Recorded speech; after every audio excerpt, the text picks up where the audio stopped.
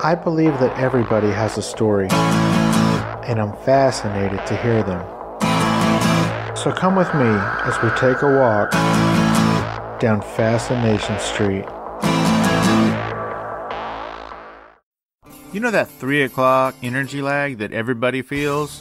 Where normally you're reaching for a Coca-Cola or a Starbucks? Well, now you don't have to. Forget everything that you think you know about inhalation, and imagine a world where inhaled products are designed for health and wellness. Imagine inhaled products engineered to be free of toxins and instead provide a functional benefit with every breath. Well, that world is now. Introducing electronic caffeine from the good folks at Inhale Health. Inhalation allows caffeine to be absorbed instantaneously, providing faster effects than possible through beverages or pills. Instead of rushing to your favorite soft drink or Starbucks for a dump truck full of calories, now you can just reach into your pocket and pull out your disposable caffeine vape pen. Each 3-second inhalation introduces 16 micrograms of caffeine directly into your bloodstream. So finally, that midday burst of energy you're looking for is just a breath away. Each vape pen comes preloaded with 400 breaths, which is roughly a 1-month supply, and is already charged. You don't need to refill it, you don't need to recharge it. When you're done, simply throw it in the recycle bin and order another one. I love this product so much that I actually reached out to the company and asked them to sponsor my show. And they agreed. So here's what they're going to do. Every one of my listeners who goes to inhalehealth.com and orders any of their 7 different vape pen products is going to get a 10% discount plus free shipping when you put in the promo code FSP as in Fascination Street Podcast. So there it is, guys. That's inhalehealth.com, 10% off any of their 7 products, free shipping. Promo code FSP. So give it a shot. You'll be glad you did. From now until December 31st, 2018, the James Beard Foundation is accepting nominations for the 2019 James Beard Awards. And I invite all of you to join me in nominating Chef Stephen McHugh from Cured in San Antonio, Texas, for the 2019 James Beard Award for Best Chef Southwest. I've made it easy to do this, guys. If you go to FascinationStreetPod.com and look to the right of the page, there will be a photo of Chef Stephen McHugh. When you click on that photo, it will take you to the 2019 James Beard Award page. You will need to create an account, but that'll only take about 60 seconds and they don't ask for much. It's really just a name and password kind of a thing. Once you've created an account, it will take you to the nominations page. From there, you'll click on the 2019 Restaurant and Chef Awards, and then complete the submission form, making sure to select Best Chef Southwest as the category. It's that easy, guys. All it takes is 5 minutes of your time, and I would greatly, greatly appreciate it. So thank you in advance, and now let's get to this week's episode. Welcome back, guys. This episode is with Dr. Drew Pinsky. You know Dr. Drew from doing Loveline for 20 years on the radio and several years on MTV. You also know Dr. Drew from Celebrity Rehab, Teen Mom, his HLN show, and a host of TV appearances, TV shows, and movies, as well as local and syndicated radio shows, and a host of podcasts. I think Dr. Drew even played the father to Mary-Kate and Ashley Olsen in their hit film, New York Minute. In this episode, we talk about the current homeless problem and Dr. Drew's assertion and prediction that a disease is coming as a result of this homeless problem. We also talk about the state of psychiatric hospitals in America in 2018, as well as prostate cancer, and some of Dr. Drew's podcasts, This Life, Weekly Infusion, The Adam and Drew Show, The Dr. Drew Podcast, Swole Patrole, and his weekly radio show, Midday Live at noon on 790 KABC in LA. Enjoy, guys. This is a dream come true. I got to speak with one of my idols. This is Dr. Drew Pinsky. Yeah, talk to me, yeah.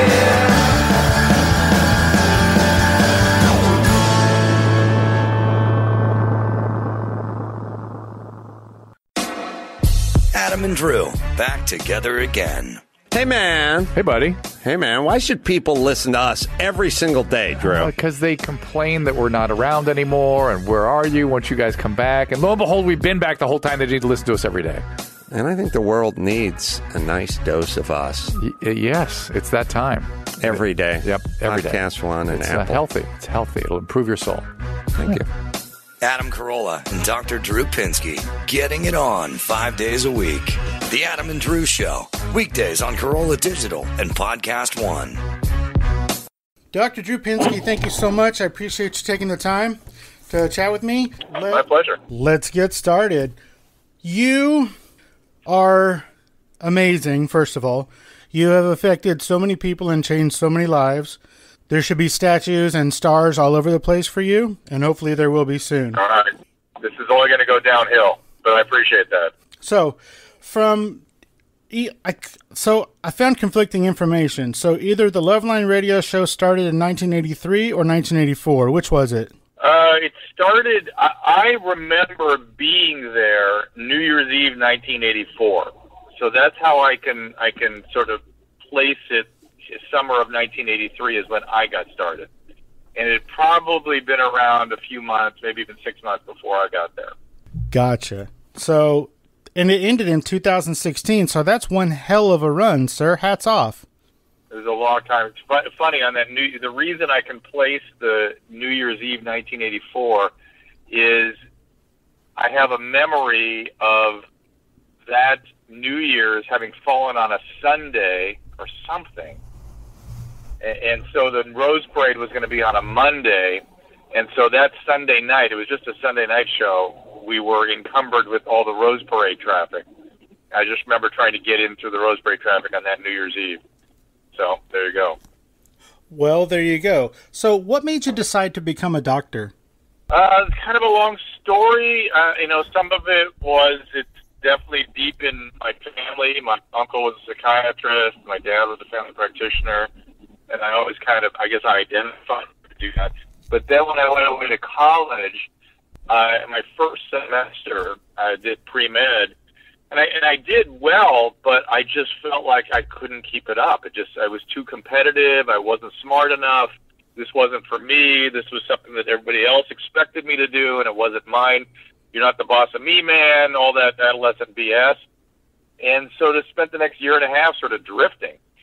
And then somewhere toward the end of my sophomore year, I thought, maybe that science stuff is good for me. And just the thought of it, just the thought of going back sort of relieved my anxiety and started feeling good. And every step I made going back felt better and better. But the task of getting the pre-med done now was insurmountable. I had to get going.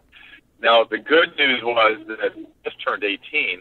So, yeah, it relieved my anxiety a lot, but I had a major task on my hands, and it was, insurmountable. But I was right that I was not ready my freshman year. My brain just wasn't developed to the point where I could handle the rigors. And when I did come back to it as a, now 19, 20-year-old, I was pretty good at it. And as I kept going and each step of the way, I just felt better about what I was doing. By the time I got to medical school, I was so excited and so grateful to be in the training. I felt like it was so purposeful. And I was good at it. And by the time I hit residency and, the years after, I really bought into the idea that you're supposed to be available all the time and put patients ahead of everything. And I became a severe workaholic for about 10 years. But during that time, I saw and did everything. I just saw everything in terms of medical pathology and psychiatric pathology. Now, it's funny that you say that for about 10 years you were a severe workaholic. I feel like you're still one now. Why do you work so hard, and why do you have so many jobs? I love work. I love what I do. Just the way I felt when I got into medical school, so grateful and so purposeful. Look, we in this country, we've lost track a little bit of what happiness even is. And making a meaningful life is really what happiness is about. And when you have a certain amount of skill that helps you make a difference and make meaning, it's kind of hard to put it down. And I have and I'm a compulsive guy, and I get a little overdone, and I sort of like the high of working a lot. So it's a little bit, there's some self-serving quality to it, but the other part is just that it's so gratifying. It's very satisfying to do the work, and there's always more to be done. I'm always looking at things and thinking, well, I got to work on this, got to change that. People need to know about this, and I'm grateful that I've still got something to say and a place to say it.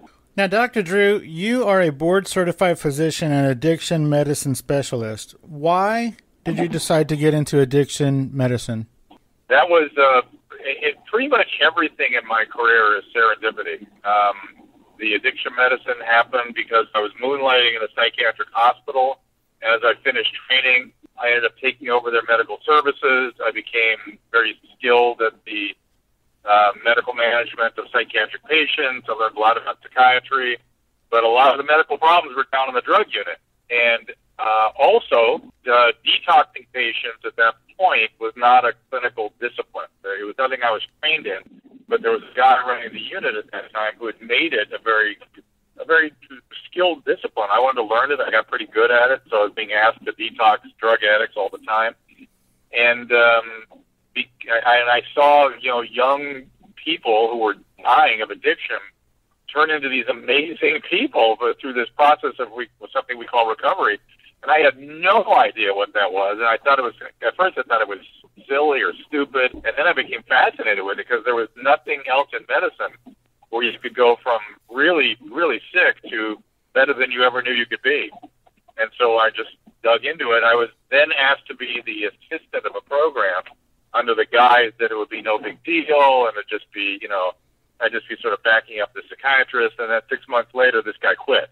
And so I moved into the position of director of a drug unit and spent the next 20 years there. Took about 5 years to really get really good, but spent the next 20 years doing the work. Well, it sounds like it has turned into your life's work, because if you are known for anything, it's that. It is your specialization in addiction treatment, and I think you are lauded in that field, sir. Certainly by us peons, and hopefully by the people that are in your field. So good job. Well, I'm controversial because I have deep opinions about this condition, and unfortunately, I don't think people are being properly trained in what it is and all the different manifestations of this illness in disease and in recovery and in its earlier stages. They all see it all as just one thing and has one treatment, which is sort of a replacement therapy. And unfortunately, it's not one size fits all.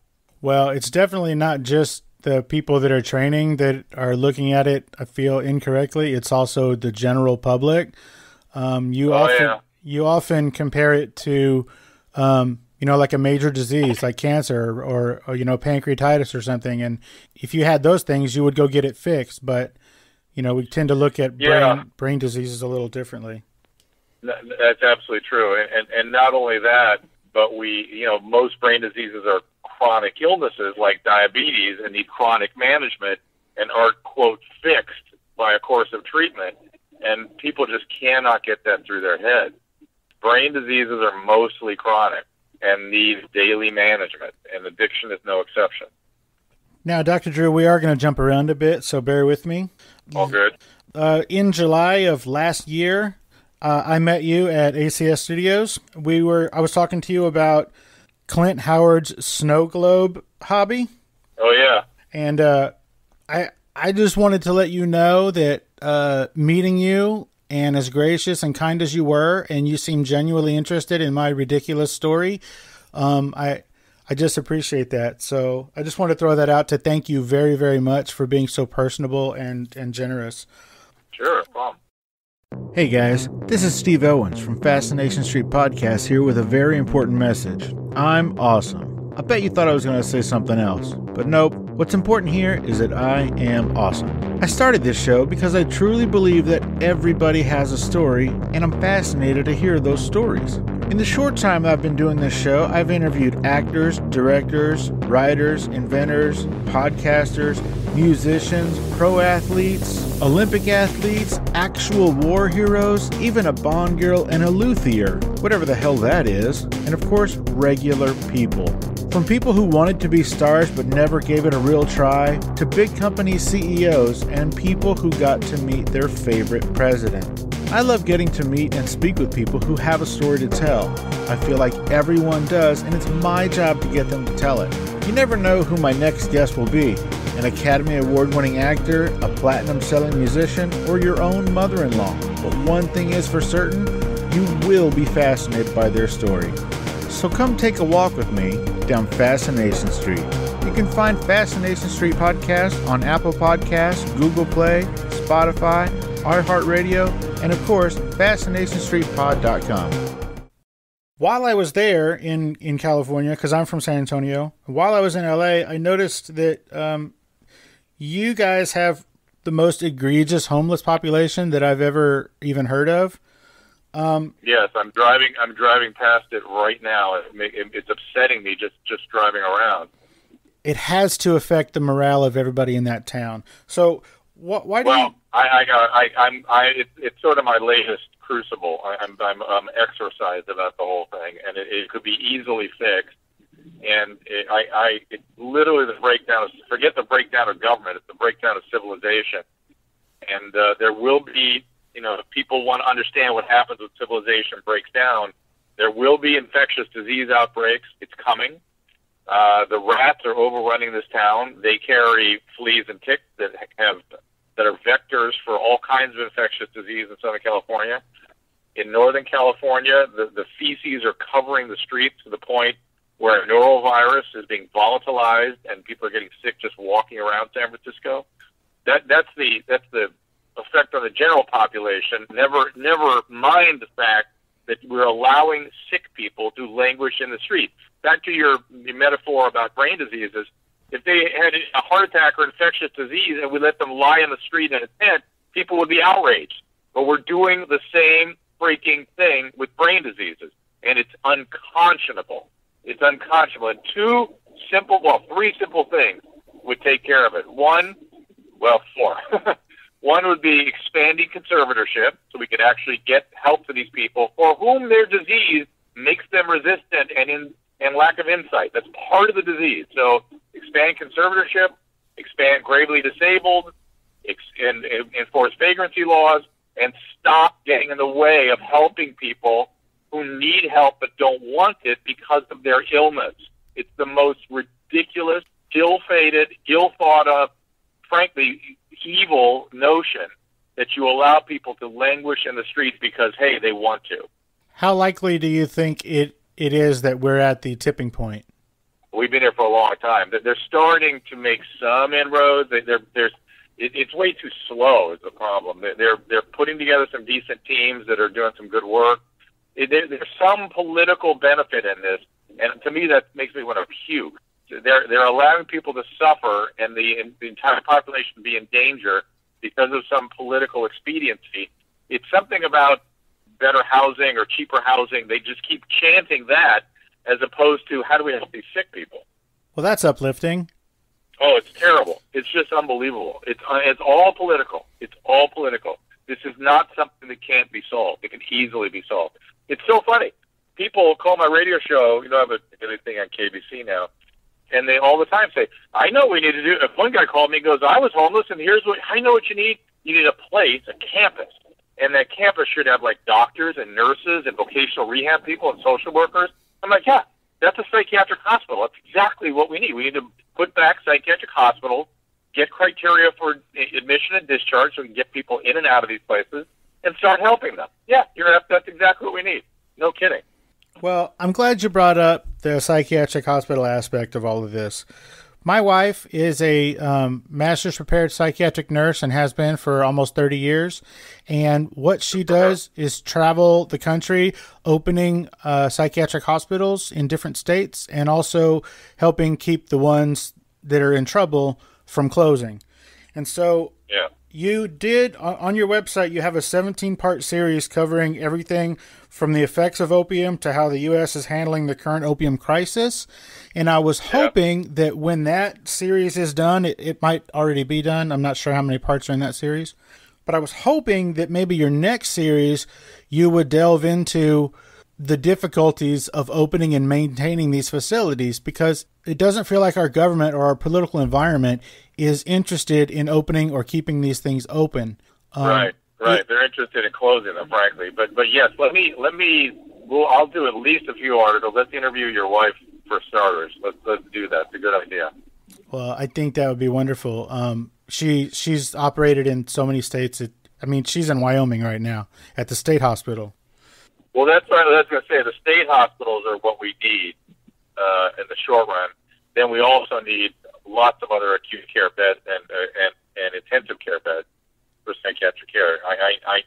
I got out of there, in about 2010, 2011. I used to run a program. My program was in a freestanding psychiatric hospital, so I spent 20 years working every day in a psych hospital. And I get it. I get how it works, and I'm glad I got out because it got egregious very fast. Just me being on the outside of it, just kind of peeking over her shoulder for the last, 20 years of this, I'm constantly amazed at how any of these places, the private ones, the privately funded ones, why are they even in business? They're not making any money, and everything is a fine, and everything's in trouble, and everything's so expensive.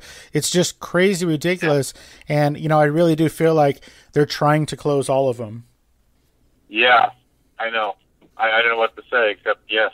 And I was deep in it for many years, and it was always worse on the addiction front. We always got the worst end of the bargain because there's nobody to advocate for drug addicts. And a lot of the work I did for free, I never made any money working in that business. It was always just a labor of love. I loved working with my team, and it was, an unusual job for an internist to have. And I got a lot out of it personally. But it was definitely, it's not a business. And that's, by the way, you should, if anybody's looking at getting treatment, the business of addiction treatment is a terrible business. It's very labor intensive. You can't, it's too labor intensive and skill intensive for it to be remunerative. So if you see a place that charges a lot of money and it's very opulent and seems to be making a lot of money, that place is not doing good work. The places that are bare bones, that have very dedicated people that just love the work and are very liberal and they give you lots of their time, that's where you want to go. Those are the places that are doing the good work. Nice. Hey, streetwalkers. Well, you're not literally streetwalkers, but now that I've got your attention, I am Stephen O'Reilly, and I have a podcast called The Bar Star Podcast. And since you're listening to the Fascination Street podcast, I think you should check out my show. It's just as interesting without all the famous people, because Steve has connections that I just do not have. But if you dig podcasts about music, working musicians, and other random shit that I decided to talk about, based around music, of course, because that's what I do. I'm a working musician for the past 30 years, then you need to check out the Bar Star Podcast.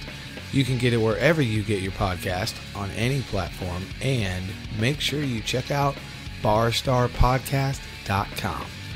Now back to the one and only Steve Owens and whatever the hell he was talking about.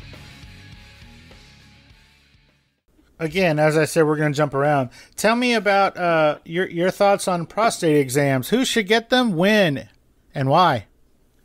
A which exam? A prostate exam. How important is it to get one? Oh, 50. Well, first, if you're relative with prostate cancer, like my kids, you got to start at 40 with the PSA and digital rectal exam. After 50, everybody every year. And, this is a disease. This was a sleepy disease that, prostate cancer that we sort of just assume men get, and they all get it, and you either die of it or you don't. We had a very laissez-faire attitude towards this condition, and that has changed, and we're getting aggressive with it and having really good results. And I'm involved with something called the Prostate Cancer Foundation, and a lot of the research we're doing is benefiting other cancers as well, and so it's a very exciting place to be right now. And as a patient with prostate cancer, I feel like the beneficiary of a lot of that. Very cool. That website will be in the show notes. Everybody go get more information about prostate exams and how important they are. Yeah, pcf.org is the website. We do a lot of good work. Thank you. So you mentioned earlier that a lot of the work that you did, you were not compensated for. And that makes me ask you, why do you work so hard at things that you're not paid for? Like the first a lot of years that you were on the Loveline radio show, you did it for free. How come? Yeah, there's two sides to that coin. One is, well, maybe it's a three-sided coin, which is I'm so grateful to be able to do unique work that like, for instance, being the director of a program as an internist, that's unheard of. And so I was like, I got to hang on to this because it's so unusual and so unique. And so I'm so grateful to have the opportunity. Maybe something will come of it. So that's the mercenary side is, well, maybe I'll be able to make some living doing this, or maybe on Loveline, the same thing. Maybe it'll be something that'll turn into something. But I sort of see these things as kind of community service. On one hand, it's something that needs to be done. It just needs to be done. And what an unusual position to be in with the training I have to be able to do this. It just feels like fun to me. I guess it's fun. That's why. It's fun and it's purposeful. And so to me, it sort of goes under kind of community service in my head. Community service that might one day turn into something. Well, it's definitely purposeful and effective. And, in all front, it kind of turned into something. I didn't foresee a celebrity rehab, from doing addiction work all those years, but there it was. That happened. And then the Loveline, I had no idea. I never thought that was going to turn into anything. I thought that was just sort of like some fun hobby I had. And lo and behold, I met my wife there. I had friends there that I still know. And, it's crazy. Are there any plans to bring it back? Not per se. It's in the vapors a little bit. Adam actually said maybe it's time that he and I got together and did something on a different platform. So we're sort of looking for places or ways, or I don't know what we're looking for, to tell you the truth. There's something that, I don't know, Snapchat, I don't know what it is, where we do something. It's certainly needed. I feel the need out there again. And that when I feel a need, it sort of moves me in that direction. So probably I'll do something like that. Well, good. I think that there's a hole in that space, and I think it needs to be filled. Well, I realized that when I was doing a Teen Mom reunion, and here we have this, audience of several hundred millennials and maybe a little bit younger, and so I was, talking to the audience, and I was sort of testing it out, sort of what do they need from a Loveline-esque, and I remember saying something about safe sex and condoms, and I could just tell the look on their face was just blank, and I went, condoms? You guys, what percentage of you guys use condoms? 0 hands went up. That's when I knew we got to get back out there. Wow, that is frightening. Stunning.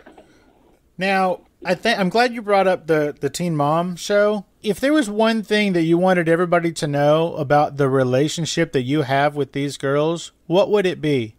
That I host a show once or twice a year where I meet with them. I'm not their doctor. And people seem to get very confused about that. I am a doctor, and I use some of that skill and knowledge to address some of the things going on with them. And I do give them my phone number and say, look, if you need some help, I can get on the horn and chat with you guys. And a couple of them have used, Tyler and Kate use it all the time. And I'm just sort of like a friend who knows a few things, who's a good advisor to them if they'd like some help. But I'm not their doctor. And people have this grave misconception that somehow when you interview somebody, you should be attacking and setting them straight, which is nothing can be further from the truth. As soon as you take somebody who's got a lot of problems in their life and you start piling on and shaming them, you think that's going to change their behavior? It just puts up all of their defensive shields, and it also ends the conversation. So it's very strange how people, want to punish and come down on these poor girls who are struggling. Their lives are complicated, and they got a lot of stuff going on, and they should feel compassion for them, not aggression against them, enmity. I think that's important what you said, that if you attack somebody, then they're going to put up their defenses, and particularly these girls, somewhere along the way, there was some information that they didn't get. And if the first thing you do is make them put up their defenses, then they're not going to get that information now either when you're trying to give it to them. It is, listen, there's a gigantic difference between learning, knowing information, and changing behavior. These are unrelated phenomena. And changing behavior is very much the case with the idea of teen mom. We couldn't do anything with teen pregnancy. We were giving teenagers all kinds of information, and teen pregnancy didn't go down until we created this TV show. And I knew it would have an impact, positive impact on teen pregnancy. And now there are 2 academic studies that show exactly that if there's high viewership, there's low teen pregnancy, because kids are persuaded when they see the consequences in a narrative setting. Then they're persuaded, but they're not persuaded with information. It does not change behavior. And the same is true for these girls. The girls themselves, look, teen pregnancy is a marker for mental health problems. Teen pregnancy is a symptom. And so then you take people with symptoms of mental health issues, and then you further sort of subdivide the group into a cast of a reality show. You're going to get people with lots of mental health stuff. And that's not mental health conditions are not treated with information. That's not how they're dealt with. I wish that's how they were dealt with. It's important for them to have information, but it doesn't change anything. So you've got to understand this. I have 2 kids who are in their mid-20s, and I asked them why they don't have kids yet, and they're not planning on it for quite some time, if ever. And they said the reason they don't have any kids is because I made it look so hard because I had them so young. I had them so young. Oh, my God, that's funny. So, let's talk about your diet. You carry around a bag of bacon all day. I do. It's a new thing. How much bacon do you eat? I don't eat that much bacon. I eat about 6 eggs a day, not with necessarily with the yolks. I eat egg regularly. I just eat a lot of animal products. I do, and I'm very aware of the philosophical issues associated with this. But I got involved with it because we're doing a health and fitness podcast called Swole Patrole. And, I just I'm not actually the host, I'm really the co-host on this. And I was going along, and we, a couple, our guest, Mark Bell, convinced me I should be lifting heavy weights again. So I started doing that. And indeed, it helped my joints and my back, which is what they predicted, which was shocking to me at my age. And I always liked heavy weightlifting, so fine, I was happy to do it. But I immediately gained 20 pounds. And I just came back and went, this is an old story for me. Heavy weights, I get bigger. And they all went, no, now you got to go on this keto diet, carnivore diet. All right, I'll give it a try. And in like 4 days, I just feel unbelievable. I couldn't believe how I felt. It was so self-reinforcing that I was fearful of losing how I felt. So I just kept going with it, and I'm still doing it now. And I got to tell you, I'm convinced that the bigger issue in our health as it pertains to diet is central obesity and the adipose distribution across your midline. That if you can be on a diet that significantly affects that, reducing that will outweigh any potential adverse effect of the diet itself. And the current scientific debate is that this diet may not be so bad after all, maybe good even. My cholesterol profile was the best it's ever been in my life, which is crazy. I was going to ask if you had any lab work. So you have, and things are looking good? I'm not kidding you. My HDL, I've been working to get it up my whole life. This is the highest HDL I ever had. And my LDL is pegged right where it always is, and which is like 70 to 90. And my triglycerides, lowest they've ever been. Those are also something I've been working at trying to get down. It's uncanny to think that I eat bacon and I have the lowest triglycerides I've ever measured. I have a testosterone cooking right now to see if it's had an effect on that. So we'll see where that ends up. I don't think you're supposed to cook it. Well, how dare you? So, figuratively speaking, Vinny Tortorich has been on this show 3 times, I guess. And through his NSNG mindset, I've lost 40 pounds and I feel great. Well, it's fundamentally the Vinny diet, and Vinny's pissed at me to this day because, he feels like I never listened to him. I was always listening to him and sort of kind of doing what he advocates, but I wasn't doing it for real, and now I'm doing it for real. And it's an amazing, it's an uncanny. I would call it an uncanny. If somebody had reported to me my experience, I would not have believed them. I would not have believed it. It's only because I'm experiencing myself that I'm not, by the way, advocating. I'm not clear it's a diet that should be advocated for everyone. I'm clear that if you're somebody who struggles with your weight and it's becoming a health issue, this is an option, and it might really work because it tends to. But at the general recommendation, we're not, particularly for younger people, I'm just not there yet. Well, as we're winding down, because I know you have a hard out, is there anything that I didn't talk about that you wanted to talk about? Just, I'm sort of back to the workaholism. I'm looking for my next thing. I don't know. I'm sort of trying to develop stuff and find something that makes a difference. And these are very weird times, and I feel like I want to help, solve it or work our way out of it or something, or create. I'm working on some mental health sort of television shows, and we'll see if any of them actually get to air, but keep an eye on them. I'm trying to find a new home and a new project. Well, hopefully we'll see some of that stuff either on Chassis or on Pluto TV. I love Pluto. I want to get a network. I want to get a channel there. Maybe that's where we put Loveline. I think that'd be a great place to put it. Yeah, and Adam, his only response is, he said, I'm going to have a channel. I go, yeah, fine. Good for you, Adam. Now, let's also talk about what else we can do. All we can do is talk about what he's doing. Yes. So, nothing, plus ça change. Nothing has changed. Nice. Now, before I let you go, I want to wish you a happy birthday next week. Thank you. I hope that you have a great party, or however that is going to end up. Unclear, but I hope you have fun that day. I hope so too. It sounds uncomfortable, but we'll see how it goes. It'll be up as a podcast. You'll get to participate one day. We'll put it up. Oh, fantastic. Dr. Drew Pinsky, thank you so much for taking the time out of your amazingly busy day to hang out with me and let us get to know you a little bit better. Thank you so much, sir. My pleasure. Good to talk to you. Have a great day, Drew. Bye. Okay, see you soon. Bye. Hey everybody, I'm Dr. Drew, and we've made it simple for you to find all the shows at drdrew.com, the Adam and Dr. Drew podcast, the one I do by myself, the Dr. Drew podcast, This Life, of course, with Bob Forrest. We're going down a rabbit's hole with other people's lives. And Swole Patrol with Mike Cantho, his new health and fitness podcast. It's great. It's fantastic. Check us out at KABC, being Lawrence Savon, 790 Midday Live Talk Radio, Monday to Friday. You can also tune in every day live via the magic of the internet at KBC.com. If you love this show, please subscribe and tell a friend. We appreciate it when you do. We'd love to hear your feedback as well. Send us a message. Join the email list at drdrew.com/contact.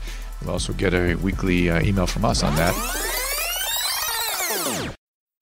Spend Tuesdays with Dr. Drew. Hey, I'd like to suggest you listen to the Dr. Drew podcast. It comes out every Tuesday, and it is my chance to, I love doing it. It's my chance to really dig into people and find out what makes them tick, what's going on. It's a long form where we can get into material and topics that I just can't get into anywhere else. And it's a privilege to be able to spend that time really getting in deep. So please join me on the Dr. Drew podcast. The Dr. Drew podcast, every Tuesday on Corolla Digital and Podcast One. Opening music is the song Magnolia from the 2014 album Intransigence, used with permission from Douglas Miles Clark. Closing music is Apollo from the 2001 album Into the Known by the band Sapphire.